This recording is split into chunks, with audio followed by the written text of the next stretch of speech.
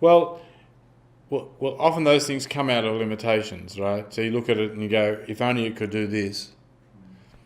And we spent so much time in NetSon dealing with data and security. Data security is very important in this project because, after all, we are an institute that its livelihood is based on information and intellectual property.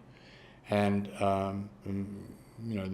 we've had huge problems with dealing with how to take this data out into the outside world in such a way that it's secure and so forth. And the other thing that's changing, so there's that, and I'm thinking about how to deal with that process, how to make the tool more robust, how to make it more usable, what are the limitations in terms of the way it's used, and how could it be more easily usable. And I think about it like this. Well, we have a version of NetSon in which we can make a user interface and the sound synthesizer generates the sound, and you say, I want this and I want this, I want to hear this dimension of the network and that dimension, but I don't want to hear this, and I want to map it like this, so forth and so on, to get it. And you do it, and you, the listener, have got the result you want, which is fine in an environment like this. But when you have a situation like, for example, on the network, like when it's distributed across, when it's streamed, no one has the opportunity to change it. It's fixed. And I think that would be really nice to do. And also in a pragmatic sense, if you're in an institution, why should you have to go to a single room in order to listen to the network sonification? And why shouldn't you be able to configure it according to the things that you're interested in? So if you're doing a study of the way the technology in the IT department works, why shouldn't you be able to reconfigure the tool so that you can listen in much more detail to the function of all the different sub-addresses in the IT department and so forth. So my sense about the big improvement for me would be, immediate improvement would be to take the sound synthesis visual generation off the mainframe and onto a handheld. In other words, you, the user with the tool in your hand, decide, I want this and this and this and this, and I want to listen to it in this way and this way. Give it to me. And I'm standing next to you, or I'm standing on the other side of the planet, and I'm saying, I want to hear this and this and this and this and this, but not this and this and this.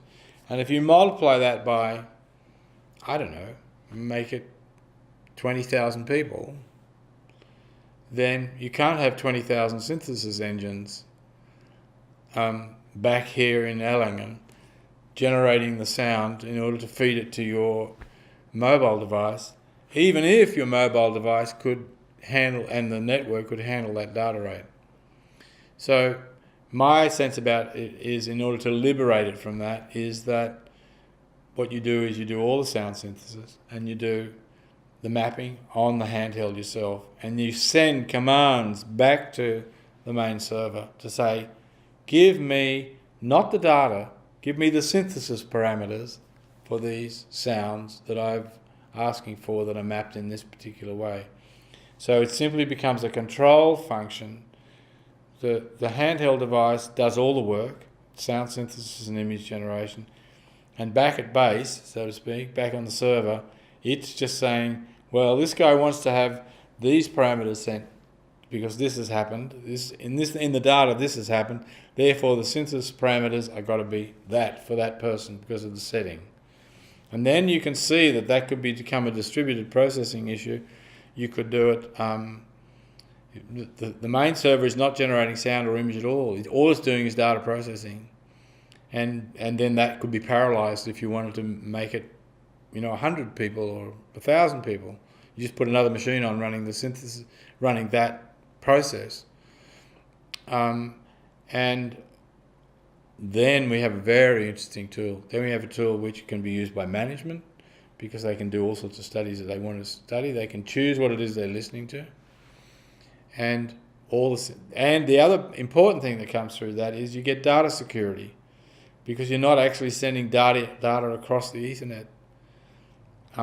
all the data is being held on the machine that's doing the processing, and that machine analyzes the data, says this person needs it in this form, which is not the data itself, but in the sound synthesis parameter form. So you immediately have data security. So for me, that would be the next stage of the process. Project, I think it becomes much more robust then and more usable and not locked into a single machine. So the result would be that on the web, you download an app, or you go to a web page, actually, is the way I would be doing it now. I think the individual device app is probably on the way out. That's my sense about that. I think we're getting to the point where the browser is going to be the major tool for delivering applications through HTML5 and so forth. So I've started to work in HTML5 and get to an understanding of how you can use an embedded sound synthesizer and processor in that as an independent device to the main engine, and then just the communication happens over the synthesis. The amount of data is minuscule compared to what it would be if you're sending a sound stream. So that's where I'd like to take the project, as the next step anyway.